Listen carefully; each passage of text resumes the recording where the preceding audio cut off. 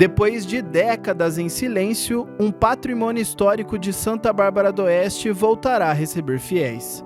A antiga capela da usina Santa Bárbara foi adquirida pela Diocese de Piracicaba e será reaberta para missas e celebrações.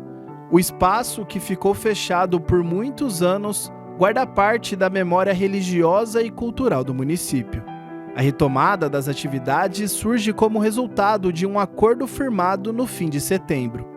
Uma negociação que envolveu a Diocese, os proprietários da área e também a Prefeitura.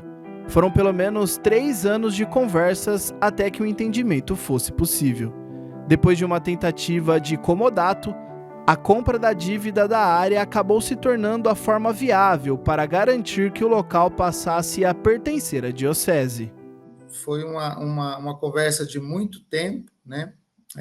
Nos últimos 6, 7 meses, essa conversa se intensificou, aí já com a participação dos novos donos, e aí foi nos proposto que nós assumíssemos o que seria a dívida do IPTU daquela área, né? É uma dívida que tinha já, porque pertencia à usina, e aí nós assumimos esse compromisso e foi feito o desmembramento. O valor aproximado das dívidas assumidas pela Diocese de Piracicaba gira em torno de R$800 mil. Com o acordo, a Igreja Católica passa a ser proprietária de uma área de pouco mais de 9 mil metros quadrados, que inclui a histórica capela. O bispo de Piracicaba já determinou que a capela terá São Pedro como padroeiro, em memória ao nome da fazenda onde o templo foi construído. Um dia alguém vai olhar historicamente e vai falar que era a antiga fazenda São Pedro e guardar esses elementos.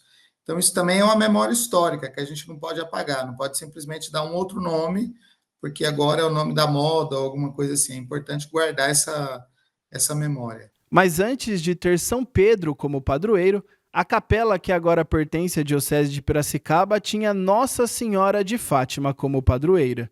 Para contar um pouco dessa história, é preciso voltar no tempo, mais precisamente à década de 1940, quando foi construída a primeira capela da fazenda em homenagem ao Coronel Luiz Alves, o homem que adquiriu a usina Santa Bárbara em 1922 e esteve à frente das ações da companhia até falecer em 4 de dezembro de 1936. Essa primeira capela levou o nome de São Luís, para cumprir a homenagem dos familiares. Mas, segundo o historiador Antônio Carlos Angolini, acabou ficando pequena e por isso foi necessária a construção da nova igreja para atender a comunidade. Eram muita gente. A usina Santa Bárbara era efervescente, era muita gente. O que acontece é que resolveram depois, já no final dos anos 50, a construir uma nova capela maior que pudesse atender. Então, nos anos 60, foi lançada a pedra fundamental e foi começado então a construir uma capela que seria abençoada e dando o nome de Nossa Senhora de Fátima.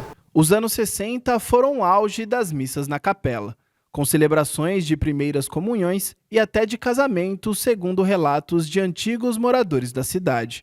Mas o período de atividades da capela Nossa Senhora de Fátima acabou durando pouco, chegando ao fim antes mesmo dos anos 70. Acontece que há um pouco de divergência, depois tinha marianos, tinha missas, ela é inacabada ainda, mas já estava tendo cerimônias. Mas a senhora, que é a esposa do coronel, do Roberto Alves, que é filho do coronel, queria fazer uns canteiros dentro da igreja, aí o bispo não concordou, e aí também a igreja quase exige que passe a escritura do terreno, da capela, e aí também não concordaram, então aí houve uma separação.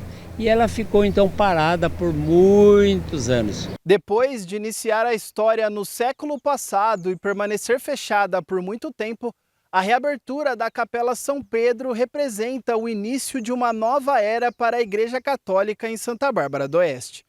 A área da usina Santa Bárbara está localizada em um ponto da cidade que vem passando por um processo de expansão nos últimos anos, com a construção de casas, condomínios e diferentes tipos de comércios. Por isso, muitas pessoas têm escolhido morar nesta região.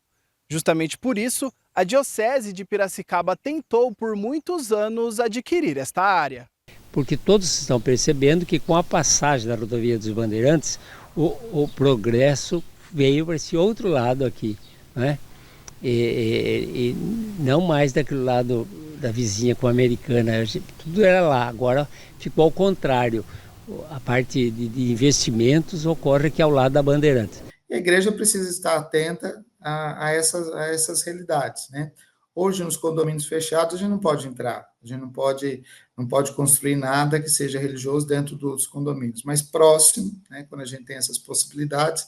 Então, ali não é só uma aquisição estética, uma aquisição de mais uma propriedade, também fundamentalmente aquilo que a igreja faz, que é evangelização, né? Quem estará à frente das decisões da nova capela é o padre Aguinaldo Moreira da Silva, que desde o dia 9 de fevereiro de 2013 é pároco da paróquia São Paulo Apóstolo, localizada na região do Jardim das Orquídeas, em Santa Bárbara. Desde que eu cheguei aqui em 2021, o padre Aguinaldo sempre falava dessa capela.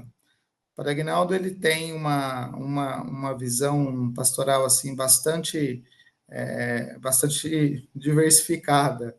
Ela não é um território da São Paulo Apóstolo, ela não fica próxima, mas o bispo tem autoridade para fazer capelanias, ele pode criar jurisdições dentro do território dele e confiar esse território, essa jurisdição a alguém.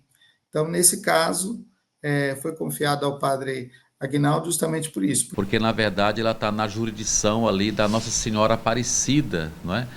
E uns 7 anos atrás, mais ou menos, devido a algumas situações, no tempo o padre Marcelo Salles pediu para mim, padre, pega essa capela, né? E a gente pegou, aí teve as tratações, né, de como que vai fazer isso e aquilo, e hoje ela pertence à paróquia São Paulo Apóstolo. A primeira missa da Capela São Pedro já foi celebrada. No dia 3 de outubro, o padre Aguinaldo utilizou a estrutura, ainda improvisada, para conduzir a celebração que marcou o início de uma nova era para a igreja.